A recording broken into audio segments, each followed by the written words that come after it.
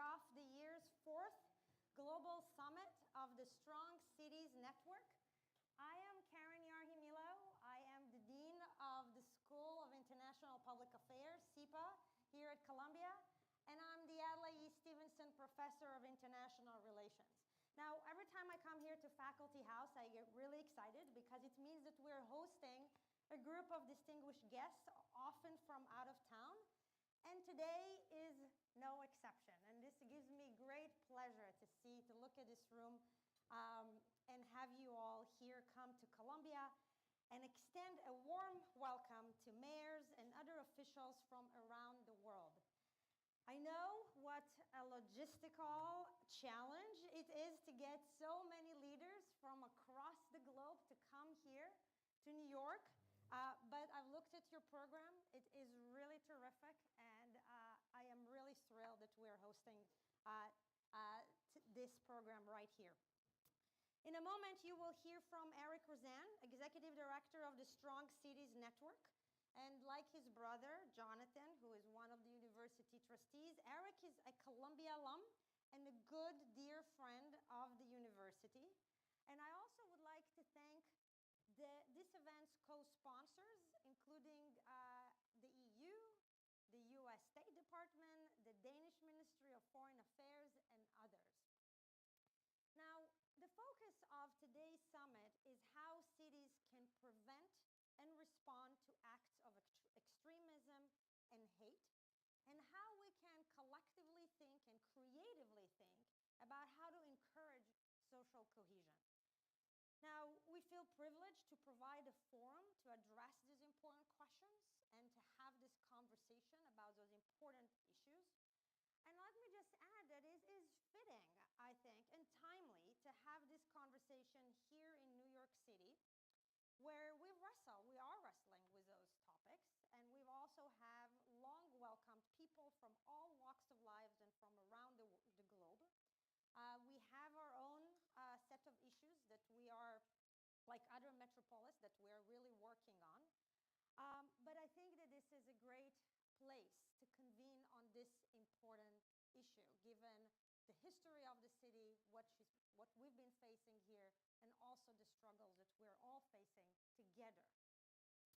And I think that it's also fitting to have this kind of conversation at SIPA, at the School of International Public Affairs at Columbia, because the program specifically calls for a multidisciplinary approach and to really think about solutions to these policy problems that we're facing globally.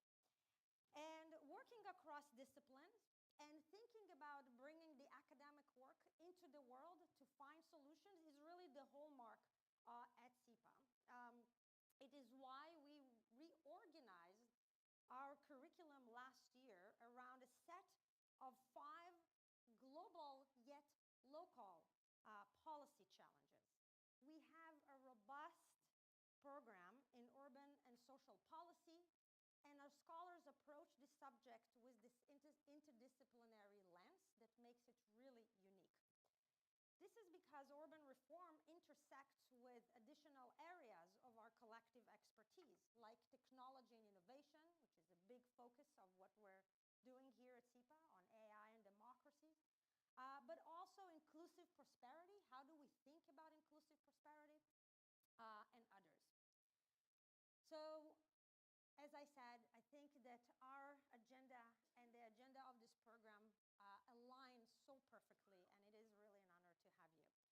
And I'm pleased that some of our SIPA faculty, Matthew Murray and Zach Tuman, are presenting today, and you will see why our students give them such high marks. And I will also take this opportunity to cite our Picker Center. Where is Bill? And Bill Amick, directions continue to partner with delegations from around the world. Where is Bill? Thank you, Bill. Okay. From around the world on a variety of specialized programs around pedagogy and enhancing the classroom experience. And I think we all try to figure out how in today's world, given the technology, given the way we want to reach out to people from all over the world, how do we make those innovations in the classrooms, in the universities? And we're very proud of our program here.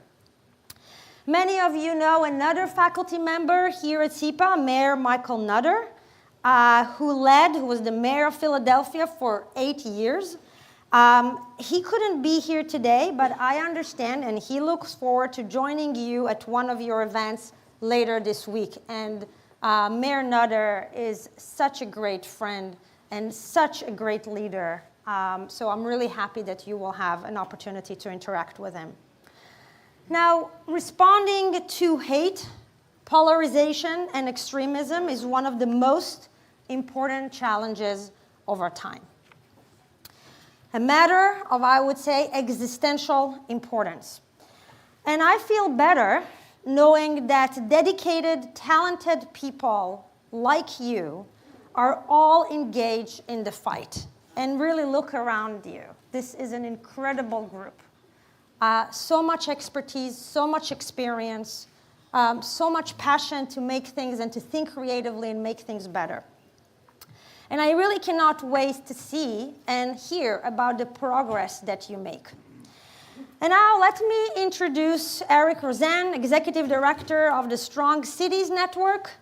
Eric is a leading light in the field of international counterterrorism and preventing and countering violent extremism. He has nearly 2 decades of experience working with governments, multilateral organizations, civil society, academics, and the private sector, including 6+ years as a senior official at the US State Department. I am so pleased that he and the Strong Cities Network are here today. Thank you so much for coming. Thank you for your time. Eric Rosand, floor is yours. Oh, you're here.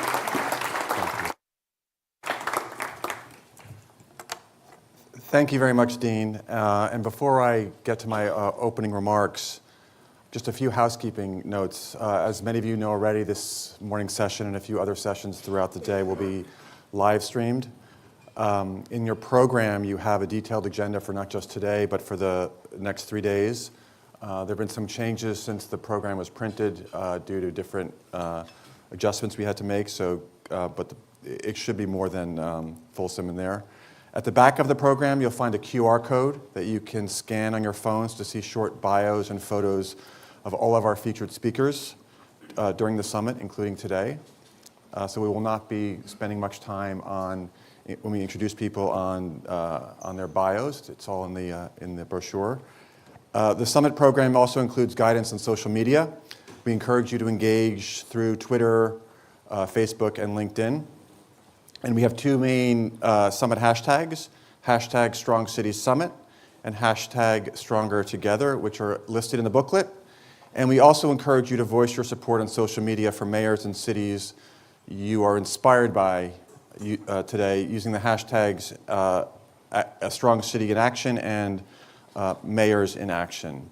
And of course, my colleagues around the room are here to help you throughout the day should you have any questions. So first of all, thank you so much to Dean Keren, Bill, and all the colleagues at SIPA with whom we've worked over the last months to make this all happen. We're honored to be co-hosting this event, this opening event of our Strong Cities 4th Global Summit with the School of International and Public Affairs at Columbia. As Dean Keren mentioned, I'm a Columbia graduate myself, albeit from the law school right down the road. And I'm not only proud to be here at my alma mater, but around the corner from the hospital I was born and across the street from the nursery school I attended. So this is very much my home. And we are proudly here with SIPA, and Strong Cities is also proudly hosted by the Institute for Strategic Dialogue, whose founder and chief executive officer, Sasha Havlicek, is here with us, who'll be speaking and moderating in the first panel. And in general, ISD and Strong Cities could not have asked for a better partner for this event than SIPA. So Dean, Bill, and all at SIPA, thank you. As this is the first of our summit events, let me start by giving you an overview of what those of you who will be with us for 3 days can expect. So we have 11 events, more than 100 mayors, governors, and local leaders from around the world, more than 100 experts and local practitioners for 3 days of conversation. And last year, during the high-level opening of the General Assembly in New York in September, we held an event with 7 mayors, sharing their challenges, perspectives, and approaches. And hearing directly from mayors and local leaders struck such a chord with those who attended the event that we announced during the closing remarks, spontaneously and rather audaciously, that next year, instead of 7, we would bring 70 mayors to New York. And many thought that was an outlandish promise to make, but again, with the generous support of our donors and all of the mayors who are with us, who've made this trip, we have been able to not only meet that goal, but to succeed it. For those who are new to the Strong Cities Network, we are a global network of more than 200 cities around the world dedicated to addressing all forms of hate, extremism, and polarization. By facilitating the sharing of approaches, challenges, and lessons learned between mayors and cities around the world, Strong Cities is helping to unlock and catalyze the potential of city-led action in prevention and response. We have seen time and time again from our engagement with cities that mayors and the local governments they lead are uniquely placed to drive forward whole-of-society responses informed by the concerns and needs of local communities. And we at Strong Cities are committed to supporting them in this crucial work. And this summit is designed to showcase the unique contributions that these local leaders and cities have made and can make in preventing and responding to these threats. And it is fitting that our global summit is opening with this event at SIPA, an institution with a history and track record of tackling complex, pressing global challenges. It does this, for example, by encouraging creative cross-disciplinary collaborations that leverage the expertise and experience of practitioners and the analysis and research of academics. And that's one way to generate innovative solutions that are required here. And so today, our collective mission, ours, SIPA's, and yours, is to widen the lens, to identify innovations, approaches, and lessons from other sectors, from climate change to housing, equal access to green spaces to technology, all of which can support city-led action to prevent and respond to hate and extremism. And during the event, we'll hear from mayors and other city leaders from different regions of the world, subject matter experts, leading academics, and civil society activists, sharing practical experiences and lessons from their work. The format will be highly interactive. So in addition to an opening panel and 2 mayoral keynote addresses, sessions will feature TED Talk-style presentations designed to inspire out-of-the-box thinking. These will be followed by breakout discussions during which we ask all of you to engage and share. And the day will conclude with remarks from and a question and answer session that Dean Keren will lead with Sadiq Khan, the Mayor of London. So we're really excited for that piece of the event. So our aim today is to generate actionable ideas for cities, a series of practical, forward-leaning recommendations through which cities can adapt and apply innovations from other sectors to address this complex, hybridized threat that we'll hear about in this first session in particular, and also the information and conspiracy theories that increasingly fuel them. So in this room, there's a wealth of experience and expertise that we want to shamelessly harness and leverage for the benefit of mayors and cities, whether members of our network or not. And so today, let's work together to widen the lens. And that ends our welcome remarks. And now it's my pleasure to invite the Mayor of Newark, Ross J. Baraka, to the podium for his mayoral keynote on reimagining public safety. And so it's, I believe he's here. So he'll be coming to the stage. Yes, hi, Mayor.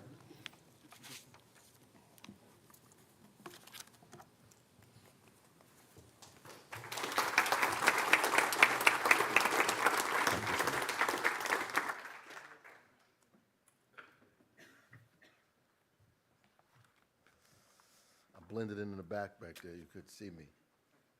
So I just want to thank, first welcome all of you who've come here from near and afar to have a discussion that I think is incredibly important about our public safety. And I want to thank Strong Cities for inviting me to come and present here this morning to talk to you about something that is near and dear to me, something that we've been working on in Newark for more than a decade now, trying to erect and perfect through trial and error a public safety strategy that is both fair, equitable, absent of hatred and misogyny, white supremacy, while uplifting good police work and strategy and ultimately putting public back in public safety. I think the institutions that we're using to fight violence and inequity and hatred has to be free from themselves first. Yesterday morning, I dropped my son off to school late on a rainy and crowded day. On my drive into work, I got a call that a 6-year-old child close to my son's age had gone missing. There was video of him wandering into a neighboring park alone. The child is autistic and nonverbal. As you can imagine, we were terrified of the possibilities and even more so afraid because there's a huge lake in the park as well. Obviously, the public safety infrastructure mobilized itself. The Newark Police, the County Sheriff's Office, all came together to try to deal with this missing child. We also were able to mobilize a group of folks that we weren't able to mobilize before, and that is the CVI organizations, community partners, to assist us through the newly constructed Office of Violence Prevention, which I will talk about in a few minutes. And by God's grace, we were able to find the child in a parked car, sleep on a dashboard on a block close to the park. Our ability to respond to this did not just rest in the police, it involved our entire ecosystem that includes the community as well. And we were looking for a lost child. And when we are looking for a lost child or trying to prevent a death or intervening in a conflict or saving a life or running into a building that just exploded, we usually don't ask people to see background checks or ask if someone was arrested before or ask them what their nationality is or place of origin, their immigration status, their sexual preference, their religious affiliation, the language they speak, or the color of their skin. We just mobilize as many people as we can. We find a way to come together in a crisis. And those moments define who we have, who we are at our best, and who we have to imagine ourselves as becoming. And what we chose in a city where most of the violence or crime happens at least 100 feet from. It helps us create policy, set up cameras and partnerships with local stores and neighborhoods. But most importantly, before any of this, we set up what we call the Newark Community Street Team. This was the first iteration of our CVI, or Community Violence Intervention Strategy, to create safe passageway to school programs to monitor the safety of our students before and after school as they made their way back and forth to school and home. High-risk intervention programs that did high-level conflict resolution for those individuals that were already deeply involved in crime and violence. And public safety roundtables where police and community talk about issues that affect communities, and trauma to trust programs with Equal Justice USA, where police can talk about their trauma and fears working in communities that don't look like them, and community can in turn can discuss the trauma they have with police engagement and the fear they experience from that. We later developed an Office of Violence Prevention with about 5% of the police budget and passed local ordinance that hired 1 social worker for every 10 police officers we hired. We now have a cadre of outreach workers, a social worker or licensed clinical social worker in every police precinct in the city. We have one in the city lockup and one in the youth detention center. We hired an additional 150 summer youth through Office of Violence Prevention that focus specifically on young people that have had trouble with the law and have trouble with violence. We took 40 of those young people, and with the help of the Equal Opportunity Fund, Elizabeth City University in New Jersey, we put them in college, and some of them with GPAs as low as 1.8. We also developed what is known as the Brick City Peace Collective that serves as a clearinghouse and an umbrella for all CVI organizations in the city that do community-based work. They have their own community-based ComStat, I would say, to discuss the work that they are doing. This includes Rutgers and University Hospital as our hospital-based intervention program, and all CVI organizations must report to this body. And this is incentivized because the city just awarded close to $18 million to CVI community-based organizations that are doing this work, not just anywhere, but in the areas we outlined as hotspots. So when I said earlier that the police focus on hotspots or people and places, so does our Office of Violence Prevention and our public-based CVI strategy. So we're not overwhelming communities with just police presence. We're not overwhelming them with just police raids and warrants. We're also funding local organizations to be in those same communities with mentoring, job training, conflict resolution, high-risk intervention. We target those areas with more summer activity, with more city resources, purposefully and deliberately. And I know this is working, not just because of the data we're receiving, but because I was at a police ComStat earlier, earlier this year, actually, and heard one of the brass say they did a warm handoff to Office of Violence Prevention, discussing a consistent perpetrator that they have arrested several times. And so usually you don't hear police use this kind of terminology, warm handoff, or calling out Office of Violence Prevention in something that would not have occurred a decade ago. Usually police are content with arresting the same person 10, 15, 20, even 30 times. But this time, they made a decision to involve the community, a deliberate and conscious decision to reach out to the Office of Violence Prevention and do a warm handoff, as social workers would call it, to Office of Violence Prevention to take care of this person. I also created the Brick City Peace Collective and was at a ComStat there a while ago, and I heard a story about a doctor in a hospital that referred a patient that was recovering from a gunshot wound to a local CVI organization that is popular for mentoring through art and music. This, to me, is the hallmark of the work that we're doing. When doctors begin to refer people to community-based organizations and CVI organizations to do the work, it means that the doctors are a part of the community. They're not just repairing or making people whole from incidents of violence. They're also helping to stop violence in the city. I know it's working because I recently attended a meeting of One Hood, a group of people we contracted out from different neighborhoods throughout the summer months to work on blocks where their crime and violence is very, very difficult. They're hired to help us prevent violence and resolve conflict. And at that meeting, the guys were drawing pictures and talking about their feelings and trauma they experienced growing up and how to use that to engage others to solve conflict. These are guys that you probably would be afraid to walk up to in the evening, you know, sometime after work, who are now in a circle discussing their feelings and conflict and drawing pictures. This was being led by our head licensed clinical social worker, Keisha Yarhi, that heads up the Office of Violence Prevention. I was amazed at this and told some of my directors the next day, all of us should probably be in there drawing pictures to deal with some of the conflicts and trauma we have with each other. But it really said to me that there is an opportunity for all of us to be a part of reducing violence and trauma and hatred in our community. We're a long way from where we need to be, but a lot further than where we were. We have a lot to look forward to. It doesn't mean we don't have issues or spikes in violence or crisis, but what it does mean is that we have built a steady and sturdy infrastructure to respond to those issues and stabilize us so we don't drown. So we're not running around in panic trying to figure out how to reverse a trend where violence and crime is rising.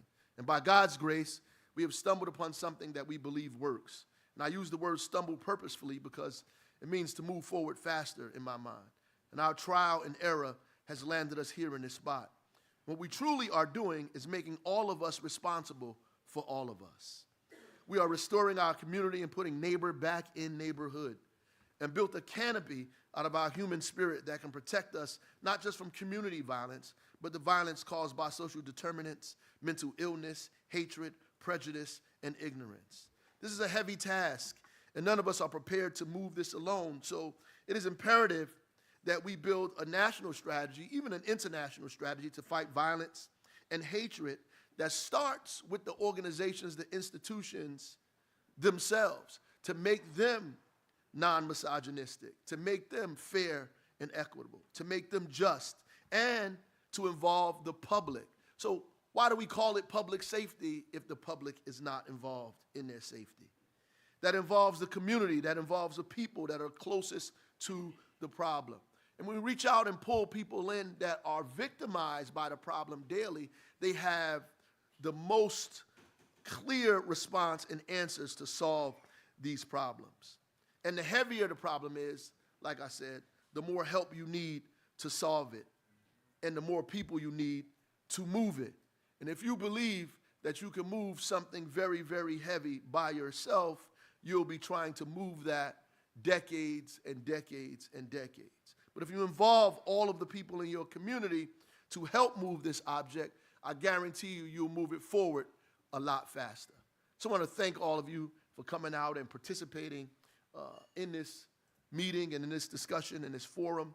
as it is very important to us, as violence and crime in communities like I live in have been rampant for decades.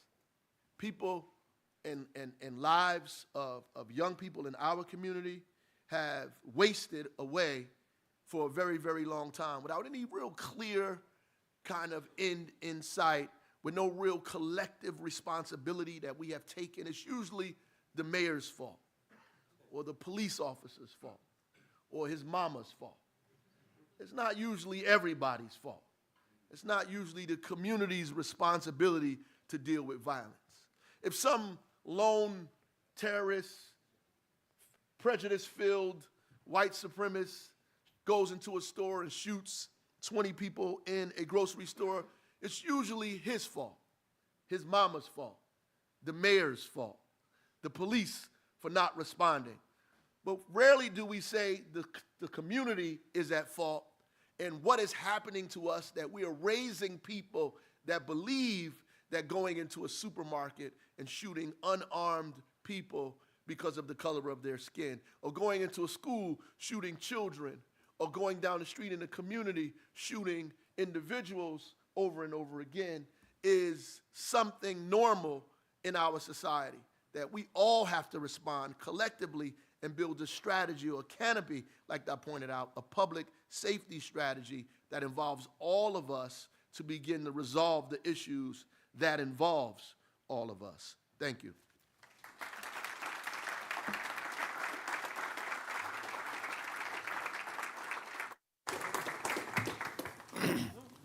Thank you so much, Mayor Baraka. In our work at Strong Cities, we talk about concepts like whole of society, community-driven, evidence-based, data-informed, community-partnered innovation,